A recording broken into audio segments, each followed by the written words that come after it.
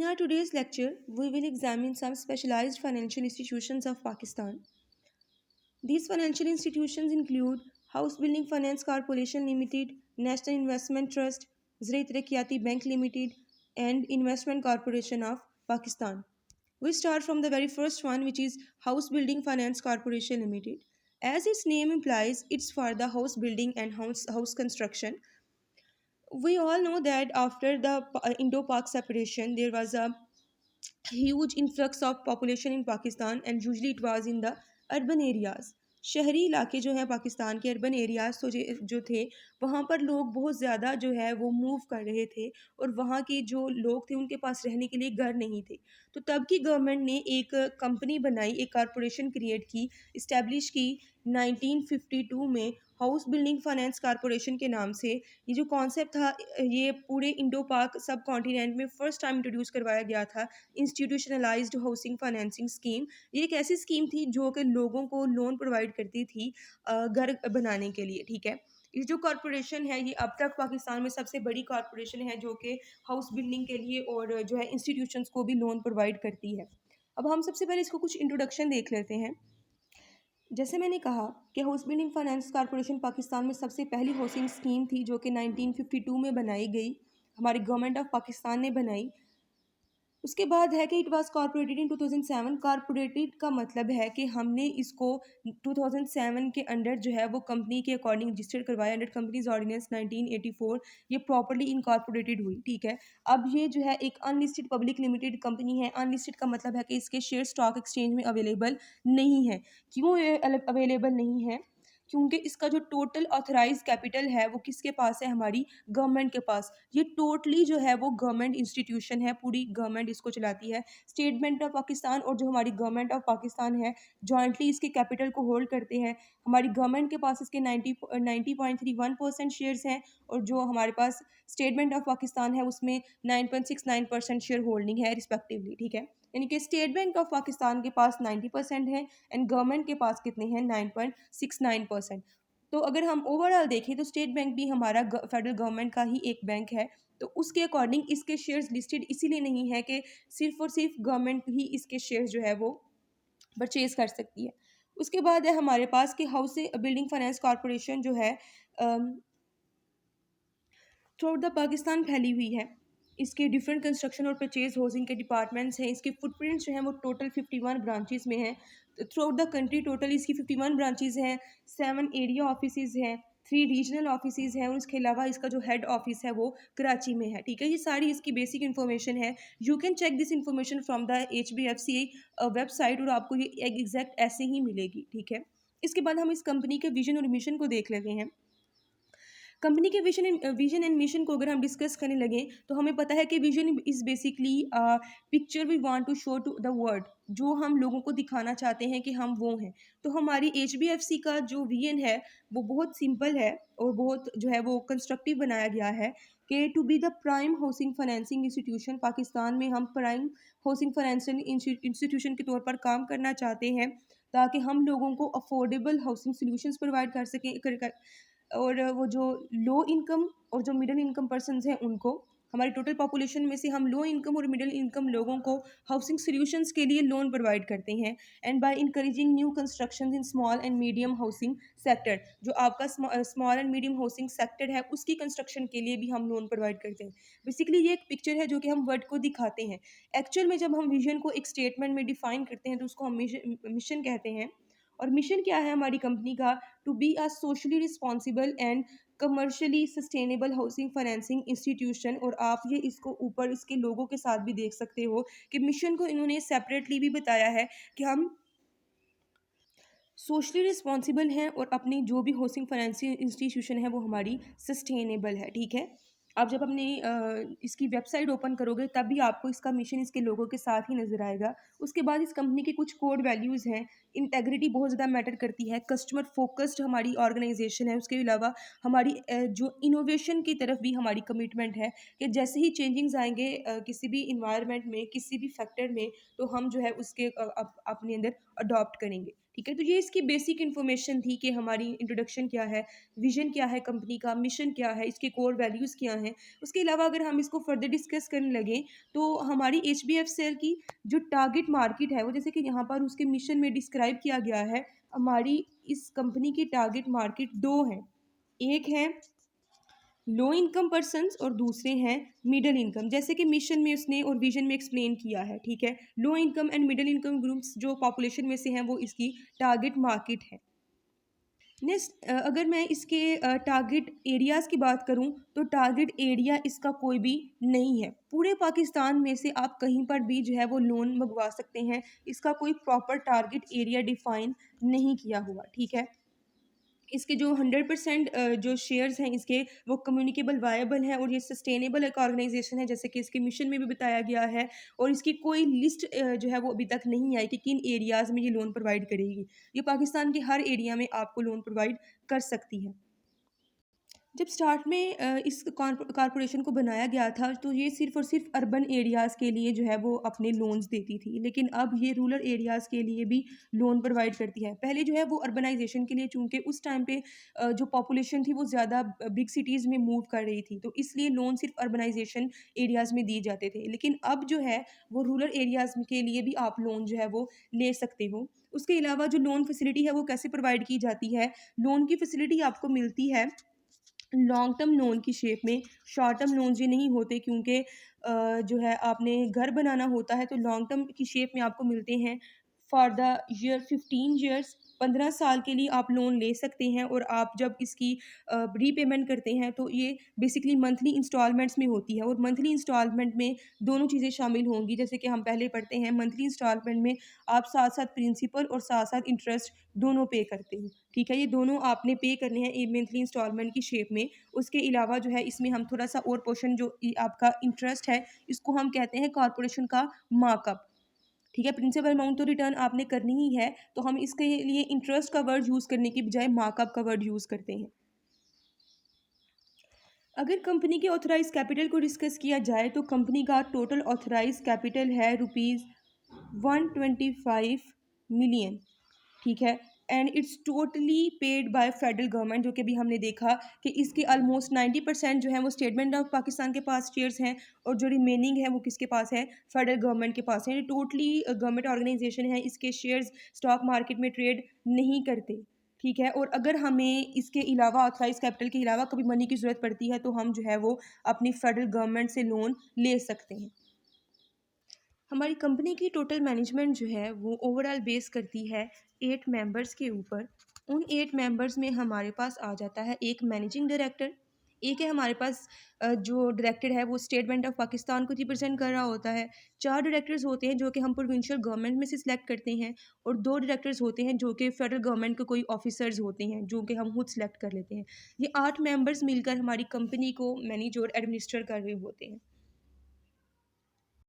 House construction के लिए ये कंपनी हमें डिफरेंट तरह के लोन प्रोवाइड करती है। इसमें हमारे पास घर पाकिस्तान स्कीम, घर पाकिस्तान प्लस स्कीम, घर सहूलत स्कीम, बचत स्कीम, एचबीएफसी खास स्कीम, मेरा पाकिस्तान मेरा घर स्कीम, ये इस तरह की स्कीम जो हैं वो इंडिविजुअल्स को प्रोवाइड करती है फॉर हाउस कंस्ट्रक्शन। और या फिर आप अपने घर को बनाने के लिए परचेज़ करते हो या फिर घर को खरीदने के लिए जो है वो ये लोन आप ले सकते हो।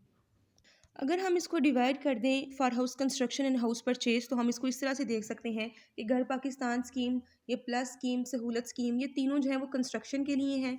घर पाकिस्तान स्कीम, घर पाकिस्तान प्लस स्कीम और घर सहूलत स्कीम परचेज़ के लिए भी आप लोन ले सकते हैं। बचत स्कीम होती है एक अलग, और ये जो नीचे तीनों स्कीम हैं ये इन दोनों में से किसी भी तरह से ली जा सकती हैं। मतलब हम इसके प्रोडक्ट्स को कंस्ट्रक्शन और परचेज़ के अकॉर्डिंग डिस्ट्रीब्यूट भी कर सकते हैं। ठीक है, ये सारा हमने इसके बारे में पढ़ लिया कि इसका इंट्रोडक्शन क्या है, 1952 में इसको बनाया गया, कंपनी का विजन क्या है, कंपनी का मिशन क्या है, कंपनी की टारगेट मार्केट क्या है, कंपनी किस तरह से लोन प्रोवाइड करती है, कंपनी का कैपिटल कितना है, एंड देन हमने देखा कि कंपनी की मैनेजमेंट कैसी है।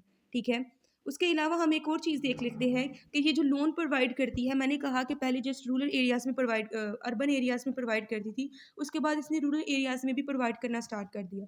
तो जो रूरल एरियाज़ में ये लोन प्रोवाइड करती है उसकी लिमिट है हमारे पास 2.5 मिलियन रुपीज़। कोई भी पर्सन रूरल एरियाज़ के अंदर जो है कोई घर परचेज़ करना या कंस्ट्रक्ट करना चाहता है, तो वो जो मैक्सिमम लोन ले सकता है वो है 2.5 मिलियन का। इससे ज़्यादा का लोन ग्रांट नहीं किया जाता। और डिफरेंट एरियाज़ और डिफरेंट जो सिटीज़ होती हैं, रेट ऑफ रिटर्न है उसके अकॉर्डिंग आप डिफरेंट तरह के लोन जो है वो ले सकते हैं। नेक्स्ट जो हमारे पास मेन पॉइंट है कि हाउस बिल्डिंग फाइनेंस कॉर्पोरेशन हमारी कंट्री में किस तरह से काम करती है और रोल क्या है हमारी HBFCL का, उसको हम डिस्कस कर देते हैं। तो अगर हम role of house building finance corporation देखें कि किस तरह से इंडिविजुअल्स को घर बनाने के लिए फैसिलिटेट करता है, तो सबसे पहला रोल है इसका कंस्ट्रक्शन ऑफ हाउसेस। कोई भी पर्सन पाकिस्तान में अगर घर बनाना चाहता है तो वो HBFCL से लोन ले सकता है। अगर मैंने किसी जगह पर घर बनाना हो, मेरे पास अगर ऑलरेडी लैंड है और उसके ऊपर घर कंस्ट्रक्ट करना है, तो मुझे उसके लिए भी लोन दिया जा सकता है। और अगर मेरे पास लैंड नहीं है, मेरे पास कोई ओन्ड लैंड नहीं है और मैं पहले लैंड खरीद कर फिर घर बनाना चाहती हूँ, तो उसके लिए भी मुझे लोन प्रोवाइड किया जा सकता है। घर बनाने के टोटल कंस्ट्रक्शन पे जितना पैसा आएगा, उसका जो 60% है वो कौन पे करेगा? House building finance corporation. और इस 60% में से हमारे पास land cost plus construction cost दोनों आती हैं, ठीक है? और वो आपको इस तरह से लोन प्रोवाइड करता है। और लोन हमने देखा आपको लॉन्ग टर्म की शेप में दिया जाता है, 15 ईयर्स के लिए दिया जाता है। और जब आप उसको रिटर्न करते हो तो उसमें इंस्टीट्यूशन का मार्कअप और साथ में प्रिंसिपल दोनों जो हैं वो आप मंथली इंस्टॉलमेंट की शेप में पे कर रहे होते हो, ठीक है? जिस तरह से हम कंस्ट्रक्शन ऑफ हाउस के लिए लोन देते हैं, उसी तरह से हम परचेज़ करने के लिए भी हम लोन दे सकते हैं। तो कुछ लोग ऐसे होते हैं जो कि बहुत फ्रस्ट्रेटेड फ़ील करते हैं क्योंकि घर बनाना एक डिफ़िकल्ट टास्क होता है, उसकी मैपिंग करना और उसको किस तरह से बनाना है। तो कुछ लोग होते हैं जो कि घर को परचेज़ करना ज़्यादा जो है वो कन्वीनिएंट समझते हैं। तो HBFCL लोगों को घर खरीदने में भी हेल्प करता है और ताकि वो अपना जो है ड्रीम होम उसमें रह सकें। घर बनाने और घर खरीदने के साथ-साथ हमने अगर अपने घर में रिनोवेशन करवानी हो, क्योंकि जो एक एसेट्स होते हैं, जो घर होता है, अपार्टमेंट है या कोई भी बंगलो वगैरह है, उसकी रिनोवेशन जो है टाइम टू टाइम चाहिए होती है क्योंकि घर जो है वो पुराने हो जाते हैं। तो रिनोवेशन के लिए भी आप हाउस बिल्डिंग फाइनेंस कॉर्पोरेशन से लोन ले सकते हो। अगर आपका घर किसी अर्बन एरिया में है, किसी शहरी इलाके में है, तो उस केस में रेनोवेशन के लिए आपको रुपीज़ 2.5 मिलियन तक का लोन दिया जा सकता है। और अगर आप किसी रूरल एरियाज़ में रहते हो, तो रूरल एरिया में किसी घर की रेनोवेशन के लिए आपको जो लोन दिया जा सकता है, वो है 0.5 मिलियन तक का, ठीक है? ये मैक्सिमम लिमिट्स है दोनों ही तरीकों में कि अगर आप अर्बन एरिया के किसी घर को रेनोवेट करवाना चाहते हो, तो आपको इतना लोन दिया जा सकता है और अगर किसी रूरल एरिया में है, तो आपको इतनी अमाउंट का लोन दिया जा सकता है। नेक्स्ट रोल है हमारे पास balance transfer facility. House building finance corporation balance transfer facility भी अपने कस्टमर्स को प्रोवाइड करता है। ये किसी भी एक पर्टिकुलर घर की कंस्ट्रक्शन, परचेज़ या फिर किसी रेनोवेशन के लिए हो सकता है। मतलब फॉर एग्ज़ाम्पल मैंने किसी घर की कंस्ट्रक्शन, परचेज़ या फिर रेनोवेशन के लिए कोई लोन प्रोवाइड किया, लोन लिया था इस इंस्टीट्यूशन से और अब मैं उस लोन को किसी दूसरी प्रॉपर्टी के लिए यूज़ करना चाहती हूँ, तो ये मुझे ट्रांसफ़र की फैसिलिटी भी प्रोवाइड करते हैं, ठीक है? और उसके अकॉर्डिंग फिर जो मेरी दूसरी प्रॉपर्टी होगी उसका लियन रखा जाएगा और फिर मुझे जो है वो बैलेंस ट्रांसफ़र होगा। क्योंकि जो भी कंस्ट्रक्शन के लिए या परचेज़ के लिए या रिनोवेशन के लिए लोन प्रोवाइड किया जाता है, हमने उसके पीछे एक सिक्योरिटी, एक मॉर्टगेज के तौर पर रखनी होती है। हम जो सिक्योरिटी रखते हैं वो एज़ अ लियन रखते हैं और लियन हम किसको रखते हैं? जिस प्रॉपर्टी के अगेंस्ट हमने लोन दिया होता है। अगर मैंने जो घर बनाना है उसी को लियन रखा जाएगा, जिस घर को परचेज़ करना है उसी को लियन रखा जाएगा, जिस घर को रेनोवेट करना है उसी को लियन रखा जाएगा, ठीक है? तो उस केस में जब हम बैलेंस ट्रांसफ़र कर रहे होते हैं, तो जो न्यू घर है जिसके लिए मैं अपना अब बैलेंस ट्रांसफ़र करवाना चाहती हूँ, उस डिफरेंट घर को क्या रखा जाएगा, डिफरेंट प्रॉपर्टी को एज़ अ लियन के तौर पर यूज़ किया जाएगा सिक्योरिटी के लिए। नेक्स्ट रोल है हमारे पास मैक्सिमम सीलिंग का। मैक्सिमम सीलिंग मतलब मैक्सिमम लिमिट क्या है, इसको हम मैक्सिमम लिमिट के तौर पर भी लिख सकते हैं कि हम कितना लोन जो है वो प्रोवाइड कर सकते हैं। किसी भी घर की परचेज़ के लिए या रेनोवेशन के लिए या फिर नहीं, परचेज़ और कंस्ट्रक्शन के लिए अगर आपने कोई नया घर परचेज़ करना है या फिर उसको कंस्ट्रक्ट करना है, तो maximum limit in the urban areas वो कितनी होगी? रुपीज़ 10 मिलियन तक, यानी कि आपको मैक्सिमम इतना लोन ग्रांट किया जा सकता है। बेसिकली होता क्या है कि जब आप घर बना रहे होते हैं ना, तो वो साथ-साथ जो है वो मटेरियल्स को देख रहे होते हैं कि क्या आपको वाक़ई इतना पैसा चाहिए घर की कंस्ट्रक्शन या परचेज़ के लिए। और अगर आप जो है घर को रेनोवेट करवाना चाह रहे हो तो उस केस में भी हमने पीछे मैक्सिमम लिमिट देखी भी है, वो कितनी है, 2.5 मिलियन है कि आपको मैक्सिमम इतनी अमाउंट दी जा सकती है। मैक्सिमम सीलिंग जो है वो बताने का मकसद ये होता है कि इससे ज़्यादा का आपको लोन ग्रांट नहीं किया जाएगा। जो भी आपने घर या फिर जो भी प्रॉपर्टी परचेज़ करनी है, उसके लिए आपको इससे ज़्यादा का लोन प्रोवाइड नहीं किया जा सकता। नेक्स्ट रूल है हमारे पास direct financing aid to individuals. वैसे तो एचपीएफसीएल जो है वो हाउस बिल्डिंग के लिए बनाई गई है, लेकिन अगर किसी इंडिविजुअल को किसी दूसरे बेटरमेंट के लिए लोन चाहिए तो हम उनको कंस्ट्रक्शन के अलावा भी जो है वो लोन प्रोवाइड कर सकते हैं। नेक्स्ट रोल है एचबीएफसीएल का कोऑपरेटिव हाउसिंग सोसाइटीज़। ये सिर्फ और सिर्फ इंडिविजुअल्स को लोन प्रोवाइड नहीं करता, बल्कि बहुत सारी हाउस बिल्डिंग फन जो जो कोऑपरेटिव सोसाइटीज़ होते हैं उनको बिल्डअप करने में भी हेल्प करता है। कोऑपरेटिव हाउसिंग सोसाइटीज़ बेसिकली घर बनाती हैं, जो आप टाउन्स वगैरह देखते हो कि हमारी नई सोसाइटी बन गई है, जो है नया एक टाउन बन गया है, और वो ये जो हमारे पास कंपनी है वो सोसाइटीज़ को क्रिएट करने में भी हमारी हेल्प करती है। वो एक सोसाइटी होती है एक पर्टिकुलर एरिया में, वो एक पूरी सोसाइटी क्रिएट करते हैं, डिफरेंट हाउसेस बनाते हैं पहले, और फिर उन हाउसेस को क्या करते हैं, पर्टिकुलर प्राइसेस के ऊपर सेल करते हैं। तो एचबीएफसीएल सिर्फ और सिर्फ इंडिविजुअल्स के नहीं बल्कि पाकिस्तान के अंदर एक कोऑपरेटिव मूवमेंट के तौर पर भी काम करता है, ताकि पाकिस्तान के अंदर कोऑपरेटिव सोसाइटीज़ के कल्चर को इन्हेंस किया जा सके।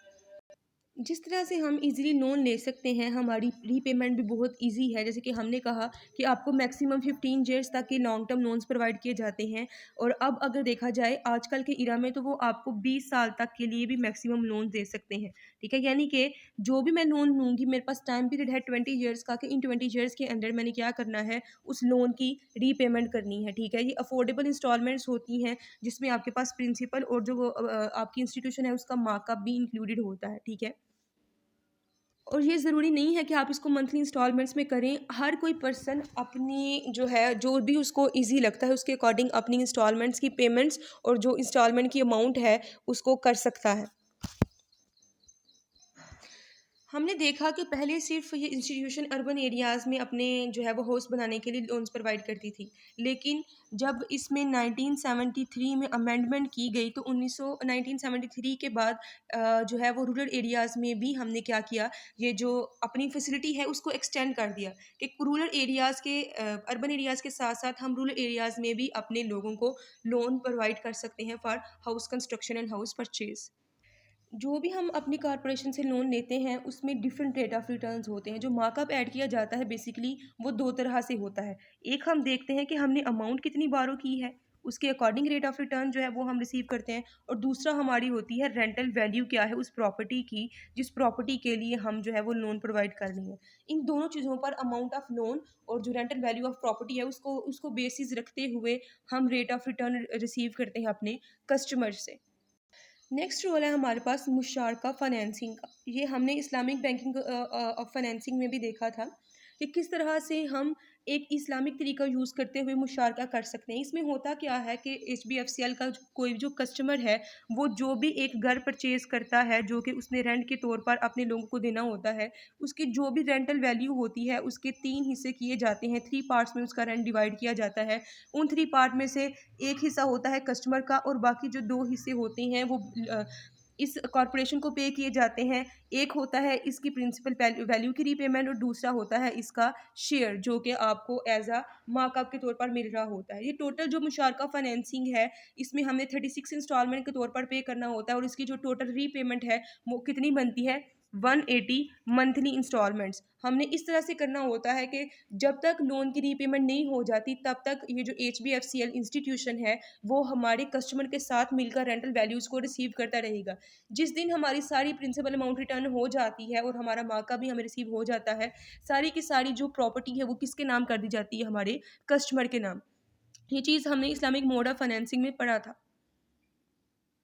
नेक्स्ट रोल है हमारे पास रिलीफ इन डिज़ास्टर्स। किसी भी तरह के नेचुरल डिज़ास्टर्स हो सकते हैं, फ्लड आ सकता है, कोई हमारे पास जो है वो ड्रॉट्स वगैरह हो सकते हैं, जिसे हम रेन शॉर्टफॉल कहते हैं। उसके अलावा कोई डस्ट स्टॉर्म या किसी भी तरह का स्टॉर्म आ सकता है, अर्थक्वेक्स आ सकते हैं। तो इस तरह के नेचुरल कैलामिटीज़ में हाउस बिल्डिंग फाइनेंस कॉर्पोरेशन जो है वो हमें रिलीफ प्रोवाइड करता है। ये जो रिलीफ है वो जस्ट जो है वो 3 चीज़ों में प्रोवाइड किया जा सकता है, 3 सिचुएशन में। एक तो हमने देखा कि ये आपके क्या हैं, नेचुरल डिज़ास्टर्स, उस केस में आपको रिलीफ प्रोवाइड किया जाएगा। दूसरा, अगर कहीं वार हो जाती है और आपकी बिल्डिंग को कोई नुकसान पहुँचता है, उस केस में आपको रिलीफ प्रोवाइड किया जाएगा। या फिर अगर कोई सिविल कम्युनिटीज़ हो जाती हैं, कमोशंस हो जाती हैं, उस केस में भी आपको क्या किया जाएगा, रिलीफ प्रोवाइड किया जाएगा। इनके अलावा कहीं पर भी आपको रिलीफ नहीं मिलता। आपने जो भी लोन लिया होता है, आपने उसकी पूरी की पूरी अमाउंट रिटर्न करनी होती है। नेक्स्ट पॉइंट है हमारे पास डिफ़ॉल्ट का, कि अगर कोई भी कस्टमर अपनी मंथली इंस्टॉलमेंट पे नहीं कर पाता, तो अगर मैंने एक मंथली इंस्टॉलमेंट पे नहीं की, दूसरी नहीं की, तो एचबीएफसीएल क्या करेगा, मुझे एक डिमांड नोटिस सेंड करेगा कि आपने जो है अपनी अमाउंट भी वापस करनी है और एक पेनल्टी चार्जेस भी पे करने हैं। लेकिन अगर उस नोटिस को रिसीव करने के बाद भी मैं अपनी पेमेंट्स नहीं कर पाती, तो हाउस बिल्डिंग फाइनेंस कॉर्पोरेशन के पास राइट है कि जो मेरी प्रॉपर्टी है उसको ऑक्शन पे रख कर उसको सेल कर दिया जाए। जैसे कि मैंने आपको पहले बताया था कि जो भी आपको लोन प्रोवाइड किए जा रहे हैं, जिस प्रॉपर्टी के लिए होते हैं, उस प्रॉपर्टी को एज अ लीन रख कर फिर दिए जाते हैं। तो जब तक आप अपना लोन पूरा वापस नहीं कर देते, तब तक आपकी प्रॉपर्टी आपकी ओनरशिप में नहीं आती, चाहे वो आपके पोजेशन में हो।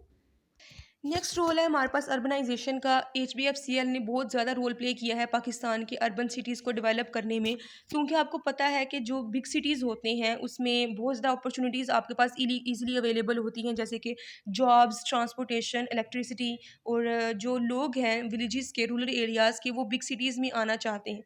तो पाकिस्तान में अर्बनाइजेशन के कल्चर को डेवलप करने के लिए एचबीएफसीएल ने बहुत ज़्यादा रोल प्ले किया है। वो ऐसे लोगों को लोन प्रोवाइड करता है जो कि जॉब्स या ट्रांसपोर्टेशन या इलेक्ट्रिसिटी की फैसिलिटीज़ को अवेल करने के लिए अर्बन एरियाज़ में आते हैं। नेक्स्ट रोल है हमारे पास सिंपल प्रोसीजर है। अगर आप किसी कमर्शियल बैंक या फिर किसी दूसरी जो है फाइनेंशियल इंस्टीट्यूशन से लोन लेने जाते हो, तो वहाँ पर आपको एक बहुत कॉम्प्लिकेटेड प्रोसीजर के बाद जो है वो लोन ग्रांट किया जाता है। लेकिन हाउस बिल्डिंग फाइनेंस कॉर्पोरेशन का प्रोसीजर बहुत सिंपल है। आपको एक फॉर्म फिल करना होता है और थोड़ी बहुत डिटेल्स देनी होती है और आपको लोन ग्रांट कर दिया जाता है। नेक्स्ट रोल है हमारे पास स्पेशलाइज्ड स्टाफ का। हमारे पास जो स्टाफ है वो बहुत ज़्यादा कोऑपरेटिव होता है। वो लोन प्रोवाइड करने में, आपकी होस्ट कंस्ट्रक्शन में, आपकी इनोवेशन में और परचेजिंग में आपको डिफरेंट आइडियाज़ भी प्रोवाइड करता है। आपको जिस तरह से डील किया जाता है इस कॉरपोरेशन में, वो हमारा स्टाफ जो है वो इस चीज़ के लिए स्पेशलाइज्ड है। उसके बाद नेक्स्ट आ जाता है हमारे पास इंडिस्क्रिमिनेशन, कि जब भी ये लोन प्रोवाइड करती है तो ये पब्लिक, जनरल पब्लिक के लिए बनाई गई है। ये टोटली इसकी सिंपल रिक्वायरमेंट्स हैं और हर किसी पर्सन के लिए सेम है। ना तो हम जो है वो डिस्क्रिमिनेशन रखते हैं। जो लो इनकम और मिडल इनकम पर्सन्स हैं, हम उनको लोन्स ग्रांट करते हैं अगर वो प्रॉपर एप्लीकेशन फाइल कर देते हैं तो। नेक्स्ट रोल है हमारे पास एक्स्ट्रा सोर्स ऑफ फाइनेंस। कोई भी पर्सन जो कि कोई बिजनेस परफॉर्म करता है या किसी जगह पर जॉब करता है, वो इस कॉरपोरेशन से लोन लेकर घर बनाए और उसको रेंट पर दे दे, और वो जो रेंट है वो इसकी एक्स्ट्रा सोर्स ऑफ इनकम बन जाएगी। उसके पास अपना घर भी होगा जो कि वो रेंट पर देकर रेंट रिसीव भी करेगा। जॉब के साथ साथ वो वहाँ से रेंट भी रिसीव कर सकता है। उसके अलावा हमारे पास इसका रोल है इंटरेस्ट फ्री लोन्स। पाकिस्तान में ये जो कल्चर है इसको डेवलप किया जा रहा है कि हमारी इकोनॉमी जो है वो इंटरेस्ट फ्री हो। तो ये जो एचबीएफसीएल है is already providing commodity based loans under bargained markup. आपको मार्कअप दिया जाता है, इंटरेस्ट नहीं लेते लिया जाता आपसे, बल्कि मार्कअप लिया जाता है जो कि बारगेन रेट होता है, जो कि कमोडिटी बेस्ड होता है। तो उस केस में हम इस्लामिक कॉन्सेप्ट को ट्रेड और कॉमर्स के अंदर जो है वो क्या कर रहे हैं, लेकर आ रहे हैं, इंडल्ज कर रहे हैं। नेक्स्ट हमारे पास है रोल बिजनेस अपॉर्चुनिटी का, कि पहले जो है ये सिर्फ़ और सिर्फ़ इंडिविजुअल्स को लोन प्रोवाइड करता था एचबीएफसीएल, लेकिन अब ये इंडिविजुअल्स के साथ-साथ डिफरेंट बिज़नेस एक्टिविटीज़ को प्रमोट करने के लिए भी आपको लोन प्रोवाइड कर सकता है। यानी कि ये फाइनेंशियल सेक्टर के तौर पर काम कर रहा है। Not for just only individuals, लेकिन ये सोसाइटीज़, बिज़नेस एक्टिविटीज़ के लिए भी आपको लोन प्रोवाइड करेगा। ये सारे के सारे हमारे पास इसके कुछ रोल्स हैं जो कि हमारी एचबीएफसीएल परफॉर्म कर रही है for the development of the country and for the development of urban areas.